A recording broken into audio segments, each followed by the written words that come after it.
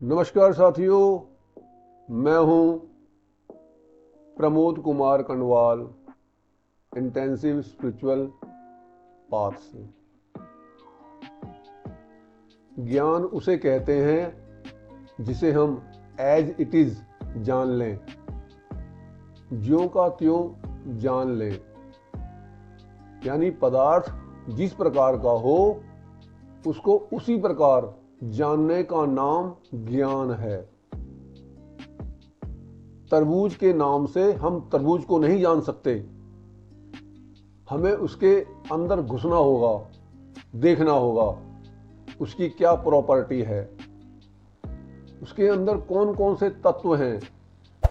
और जब हमें उसके सभी तत्वों का ज्ञान हो जाएगा तभी हम तरबूज को जान पाएंगे और उसका उचित उपयोग भी कर सकेंगे।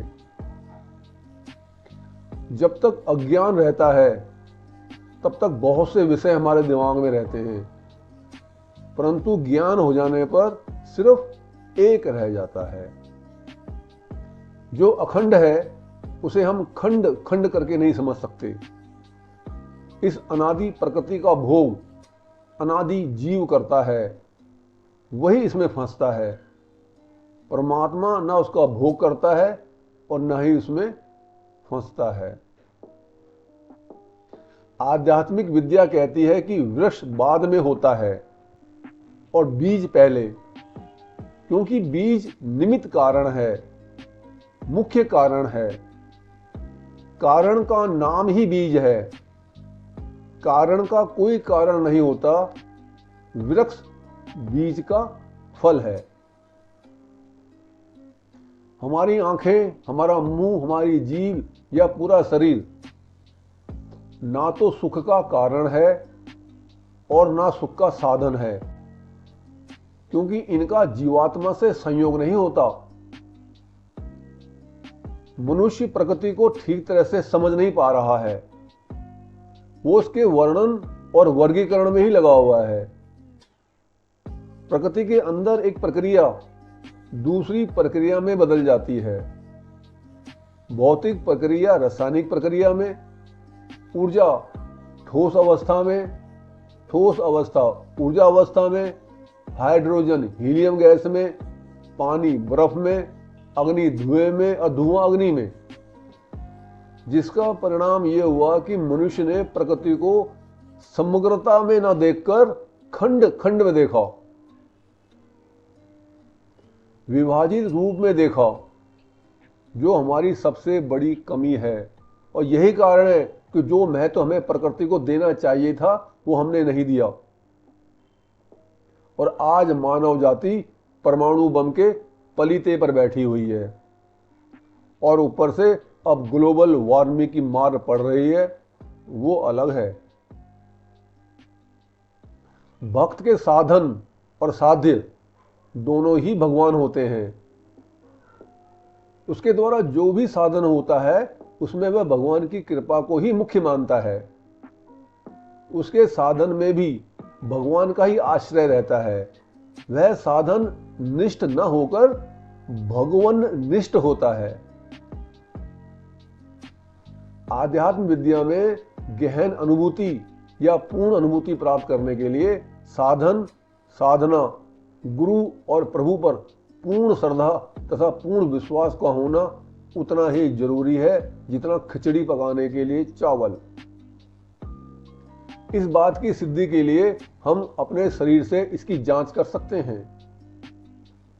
जब हम नकारात्मक विचार अपने मन मस्तिष्क में रखते हैं तो हमारे शरीर के अंदर मानसिक और शारीरिक रोग उत्पन्न हो जाते हैं, जिसकी पुष्टि मनोविज्ञान के डॉक्टर करते हैं। वे कहते हैं कि आज जो भी मानसिक विक्षिप्तता या पागलपन आपके अंदर है, वह आपने पूर्ण रूप से गंभीर होकर उस पर श्रद्धा रखकर पूर्ण विश्वास करके उसका चिंतन किया। अब इसको ठीक करने के लिए दोबारा इस प्रक्रिया से गुजरना होगा, यानी अपने ऊपर पूर्ण विश्वास और पूर्ण श्रद्धा रखनी होगी कि आप बिल्कुल ठीक हैं, मानसिक रूप से स्वस्थ हैं। और जैसे ही सकारात्मक विचार आप अपने भीतर रखोगे तो आप ठीक हो जाएंगे। तो इससे सिद्ध होता है कि हमारे विचार, हमारा विश्वास, हमारी श्रद्धा जादू की तरह है, मैजिकल है, जो हमारे शरीर में इतना गहरा प्रभाव डाल सकती है। तो वह हमारे मन में तथा जीवात्मा में कितना प्रभाव डालेगी, इसका मूल्यांकन हम स्वयं कर सकते हैं। भगवान उसका ऋण माफ करते हैं जो सच्चा भक्त होता है, और जो सच्चा भक्त होता है वह सच्चाई से गुरु या प्रभु की शरण में होता है। सच्चे भक्त के मन में यह बात हमेशा रहती है कि जो कुछ भी मेरे पास है वह सब कुछ परमपिता परमात्मा का ही है। यह भाव उसके मन में बहुत ही दृढ़ता से होता है। संसार के अंदर भी हम जब कुछ अपना मानते हैं तभी तो हमारे ऊपर ऋण होता है। जब हम कुछ अपना मानेंगे ही नहीं तो फिर हमारे ऊपर ऋण कैसे होगा।